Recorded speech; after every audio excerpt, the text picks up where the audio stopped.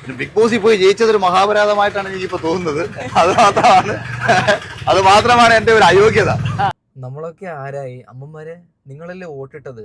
അഖിൽമാരാർ അഖിൽമാരാർ എല്ലാ ഏഷ്യനെറ്റിന്റെ പ്രൊമയിലും അഖിൽമാരാർ എന്ന് പറഞ്ഞിട്ട് ഫയർ ലവ് എന്നൊക്കെ പറഞ്ഞിട്ട് കമന്റ് ഇട്ടവർ നമ്മൾ ആരായി? ഇങ്ങനെ പറഞ്ഞത് ഇപ്പൊ കേട്ടില്ലേ? അതായത് ഞാൻ BJP മത്സരിക്കാൻ കുറച്ച് വൈകി. 2013 2015 എന്നെ മത്സരിക്കണമായിരുന്നു. ബിഗ് ബോസിൽ ലാലേട്ടൻ കാരണമാണ് എൻ്റെ 2-3 മാസം വേസ്റ്റ് ആയത്. ലാലേട്ടനെ തെറിവിളിക്കുന്നു ഈ പറയുന്ന അഖിൽമാരാർ. അതായത് 3 മാസം വേസ്റ്റ് ആയത്രേ. ബിഗ് ബോസ് വേണ്ടത്രേ പോയത്. നാണമുണ്ടോ മാരാറെ? മാരാരോടൊരു കാര്യം പറയുകയാണ്. അഖിൽമാരാറ് കേരളത്തിൽ ഉള്ളത് ഞാൻ അറിഞ്ഞത് ബിഗ് ബോസ് കാരണമാണ്. ഞാനെന്നല്ല, കേരളത്തിൽ 95 അഖിൽമാരാരുടെ വീട്ടുകാരും ഫാമിലിയും ഒഴിച്ച് നാട്ടുകാരും ഒഴിച്ചാൽ ബാക്കി എല്ലാവരും അഖിൽമാരാർ എന്ന് പറയുന്ന ഒരു സാധനം ഈ കേരളത്തിൽ ഉണ്ട് എന്ന് അറിയുന്നത് ബിഗ് ബോസ് കാരണമാണ്. ഓക്കെ. അപ്പോൾ ഡോക്ടർ റോബിനെ ഇത്തിരി ഉളുപ്പ് എന്ന് പറയുന്ന സാധനം നിനക്കുണ്ടോ? എന്തിനെന്നല്ല, നിങ്ങൾ ഈ ഒരു വീഡിയോ ഒന്ന് കാണണം. ബിഗ് ബോസിൽ വന്നിട്ട് പൊളിറ്റിക്സിൽ ഇറങ്ങാൻ വേണ്ടി തന്നെയാണ്. എനിക്ക് പിന്നെ ആദ്യമേ വന്ന് പറയാൻ പറ്റത്തില്ല പൊളിറ്റിക്സിലേക്ക്. നമ്മുടെ വലിയ ആഗ്രഹങ്ങളൊക്കെ കുറെ പറഞ്ഞു കഴിഞ്ഞാൽ ചിലപ്പോൾ നടക്കത്തില്ല എന്ന് വിശ്വസിക്കുന്ന ഒരാളാണ് ഞാൻ. ലാലേട്ട സുഖാണോ? അതായത് നമ്മള് ഡോക്ടർ റോബിന്റെ ആ ഒരു സീസണിൽ എല്ലാ ദിവസവും ലാലേട്ടൻ വരുന്ന ഒരു ദിവസം ഉണ്ടല്ലോ, സൺഡേ മറ്റേ ശനിയാഴ്ച ഞായറും. അപ്പോൾ ആ ദിവസം ഡോക്ടർ റോബിൻ എല്ലാ ദിവസവും നമ്മുടെ ലാലേട്ടനോട് പറഞ്ഞിരുന്നു, ലാലേട്ടാ എനിക്ക് പൊളിറ്റിക്സിൽ പോകണം, ലാലേട്ടാ മോദിജി എന്റെ ദൈവമാണ്, ലാലേട്ടാ മോദി ഞാൻ ജയിച്ചു കഴിഞ്ഞാൽ മോദിജിയെ നിങ്ങൾക്ക് കാണിച്ചു തരാം ലാലേട്ടാന്ന് എല്ലാ ദിവസവും ഈ മാരാറ് പറഞ്ഞത് നമ്മൾ കേട്ടിരുന്നു. ഇനിയും കുറേ വൃത്തികേട് ഈ പറയുന്ന അഖിൽമാരാർ പറയുന്നുണ്ട്, അതൊക്കെ വെച്ച് തരാം. അതിനു മുമ്പ് ആരായിരുന്നു അഖിൽമാരാറ്, ആരായിരുന്നു ഡോക്ടർ റോബിൻ? നമുക്കത് ജസ്റ്റ് ഒന്ന് പരിചയപ്പെടാം പൊന്നു മനുഷ്യന്മാരെ. ഡോക്ടർ റോബിന് എയർപോർട്ടിൽ നിന്ന് ഇങ്ങനെ വരുന്ന സമയത്ത് നമ്മുടെ കേരളത്തിൽ എന്തെങ്കിലും വലിയൊരു പ്രശ്നം സംഭവിക്കുകയാണെങ്കിൽ നമ്മൾ ആ പ്രശ്നത്തെ കുറിച്ചിട്ട് ഡോക്ടർ റോബിനോട് ഒരു അഭിപ്രായം ചോദിക്കും. എന്താണ് റോബിന് നിന്റെ അഭിപ്രായം? അപ്പോൾ റോബിന് അതിനെ കുറിച്ചിട്ട് ഒരു അഭിപ്രായം പറയും. ആ അഭിപ്രായത്തെ ഞാനും നിങ്ങളും സോഷ്യൽ മീഡിയയിൽ അപ്ലോഡ് ചെയ്യും. അപ്പോൾ ഡോക്ടർ റോബിന്റെ അഭിപ്രായം കേൾക്കാൻ മില്യൺ കണക്കിന് ആൾക്കാർ, ലക്ഷക്കണക്കിന് ലൈക്സ് ആണ് കിട്ടുന്നത്. നേരെ മറിച്ചിട്ട് BJPക്ക് പോയതിന് ശേഷം ഇതേ ഡോക്ടർ റോബിനോട് കേരളത്തിൽ നടക്കുന്ന എന്തെങ്കിലും വലിയൊരു പ്രശ്നത്തെ കുറിച്ചിട്ട് എന്താണ് റോബിനെ നിനക്കതിനെ കുറിച്ചിട്ട് പറയാനുള്ളതെന്ന് പറഞ്ഞിട്ട് റോബിൻ അതിനൊരു ഉത്തരം തരും. ആ ഉത്തരം നമ്മൾ സോഷ്യൽ മീഡിയയിൽ അപ്ലോഡ് ചെയ്ത് കഴിഞ്ഞാൽ നമ്മളുടെ തന്തക്കും തള്ളക്കുമാണ് വിളിക്കുന്നത്. ഒരു മനുഷ്യന്മാരും ഡോക്ടർ റോബിന്റെ വീഡിയോ കാണാനില്ല എന്നാണ്. സത്യം പറഞ്ഞാൽ റോബിന് നിനക്ക് എത്ര ഫാൻസ് ആയിരുന്നു, നിന്നെ എത്ര പേർ ആരാധിച്ചിരുന്നു, നിനക്ക് വേണമായിരുന്ന റോബിനെ ഇത്? അതായത് അധികാരത്തിന്റെ ഈ പറയുന്ന ഡോക്ടർ റോബിൻ വിചാരിച്ചത് ഇഷ്ടംപോലെ ഫോളോവേഴ്സ് ഉണ്ട്, ഈ ഫോളോവേഴ്സ് ഒക്കെ എനിക്ക് വോട്ടിടും, ഞാൻ BJPയിൽ നിന്ന് കഴിഞ്ഞാൽ എനിക്ക് വോട്ടിടും, ഞാൻ MLA ആവും. MLA എന്തിനാവുന്നല്ലേ, ഖജനാവ് എങ്ങനെയെങ്കിലും മുക്കാമെന്ന് വിചാരിച്ചിട്ടാണ്. പൊന്ന് റോബിന് ഇപ്പോൾ റോബിന് കരയുകയാണ്. അതായത് റോബിൻ ഇപ്പോൾ വിചാരിക്കുന്നത് തോൽവി ഉറപ്പാണ്.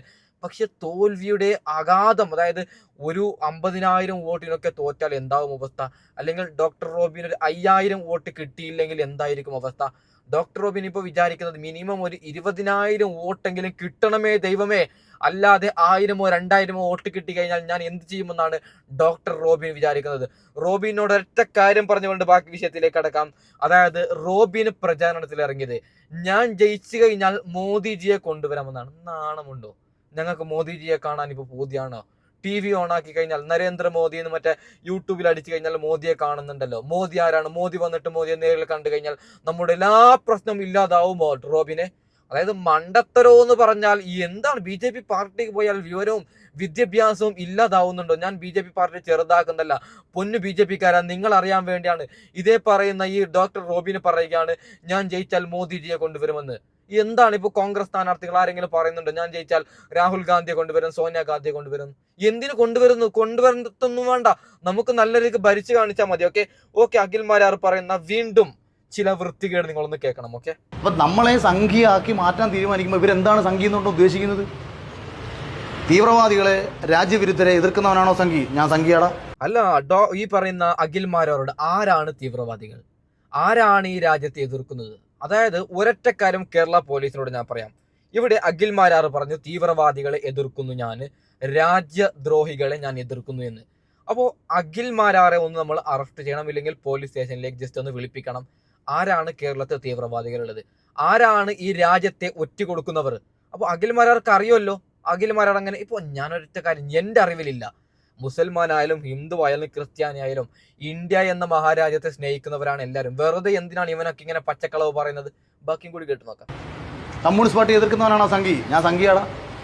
അതാര് കമ്മ്യൂണിസ്റ്റ് പാർട്ടി എതിർക്കുന്നവർ സംഖ്യയാണ്? അത് ആര് പറഞ്ഞു?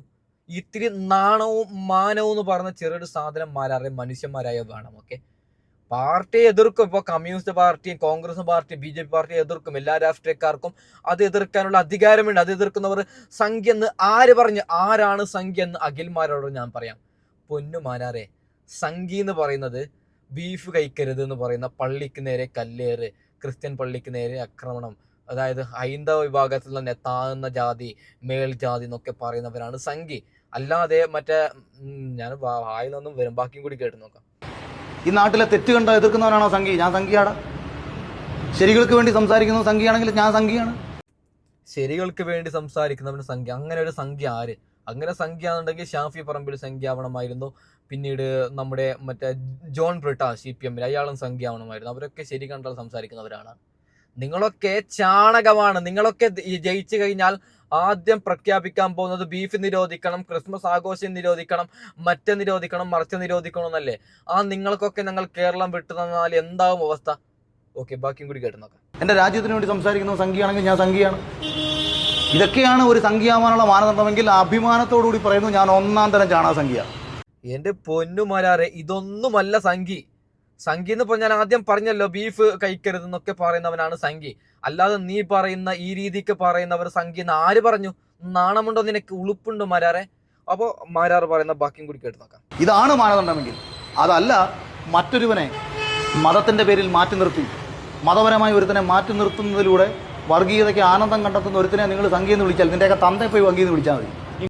എന്തെന്നാണ് പറഞ്ഞത്? ഒന്നും കൂടി കേൾക്കാം. ഓക്കെ, ഞാൻ ശ്രദ്ധിച്ചിട്ടില്ല. ഇതാണ് മാനദണ്ഡമെങ്കിൽ, അതല്ല മറ്റൊരുവനെ മതത്തിൻ്റെ പേരിൽ മാറ്റി നിർത്തി, മതപരമായി ഒരുത്തനെ മാറ്റി നിർത്തുന്നതിലൂടെ വർഗീയതയ്ക്ക് ആനന്ദം കണ്ടെത്തുന്ന ഒരുത്തനെ നിങ്ങൾ സംഘി എന്ന് വിളിച്ചാൽ നിന്റെയൊക്കെ തന്തയെ പോയി വങ്കി എന്ന് വിളിച്ചാൽ മതി. അപ്പോൾ അഖിൽമാരുടെ തന്തയെ തന്നെ നമുക്ക് ആദ്യം വിളിക്കേണ്ടി വരും. ഞാൻ ഇങ്ങനെ പറയാൻ കാരണം, അതായത് ആരാണ് ഒരു BJP സ്ഥാനാർത്ഥികൾ, ഒരു മുസൽമാൻ സ്ഥാനാർത്ഥി ഉണ്ടോ, ഒരു ക്രിസ്ത്യൻ സ്ഥാനാർത്ഥി? ഞാൻ ഇവിടെ വർഗീയത കൊണ്ടുവരുന്നതല്ല, ഇവനിങ്ങനെ അളക്കുമ്പോൾ നമുക്ക് പറയേണ്ടി വരുന്നുണ്ട്.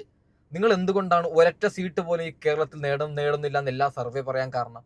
അതായത് നിങ്ങൾക്ക് അറിയില്ല മാരാരെ, നിങ്ങൾ എന്ന് പൊളിറ്റിക്സ് പറഞ്ഞു പിണറായി വിജയന്റെ ഭരണവികാര വിരുദ്ധതയുണ്ടോ, കോൺഗ്രസ് കാണിക്കുന്ന എന്തെങ്കിലും ഭരണവികാര വിരുദ്ധതയുണ്ടോ, അതൊക്കെ ചോദിച്ചിട്ടാണ് നിങ്ങൾ വോട്ട് പിടിക്കേണ്ടത്. അല്ലാതെ നിങ്ങൾ ജാതി, മതം, പള്ളി, ക്രിസ്ത്യൻ പള്ളി, മറ്റത് പള്ളി, അത് ഇതെന്ന് പറഞ്ഞാൽ നിങ്ങൾക്ക് ഒരു കാലത്ത് മലയാളികൾ വോട്ടിടൂല. ആരാണ് മലയാളികൾ എന്ന് ഈ പറയുന്ന മാരാരോട് ഒരു കാര്യം പറയാം. പൊന്നു മാരാരെ, നീ ഒന്ന് സൗദി അറേബ്യ, ദുബായ്, അമേരിക്ക, ലണ്ടനിലൊക്കെ പോകുന്നവരാണല്ലേ. അവിടെ മലയാളികൾ എന്ന് പറഞ്ഞാൽ ഒരു പ്രത്യേക പരിഗണനയാണ്. ഒരൊറ്റ കാര്യം പറയാം. ഇപ്പോൾ ഞാനും ഒരു UP-കാരനും ഒരു ഗുജറാത്തിയും, ഞങ്ങൾ 3 പേര്, ഞാൻ കേരളക്കാരനാണ്, UP-കാരനും ഒരു ഗുജറാത്തികൾ, ഞങ്ങൾ 3 പേരും ഒരു ഓസ്ട്രേലിയയിലേക്ക് പോയോ അല്ലെങ്കിൽ ദുബായിലേക്ക് പോയി കഴിഞ്ഞാൽ അവിടെ ചോദിക്കും നിങ്ങൾ എവിടത്തെക്കാരാണ്? അപ്പം ഞാൻ പറയും, ഹിന്ദിയിൽ പറയും മേം കേരള വാള, അയാൾ പറയും ഗുജറാത്ത് വാള, മറ്റോ UP വാള. അപ്പോൾ 2 വാള ഉണ്ടല്ലോ, ഈ ഗുജറാത്തും UP വാളയും.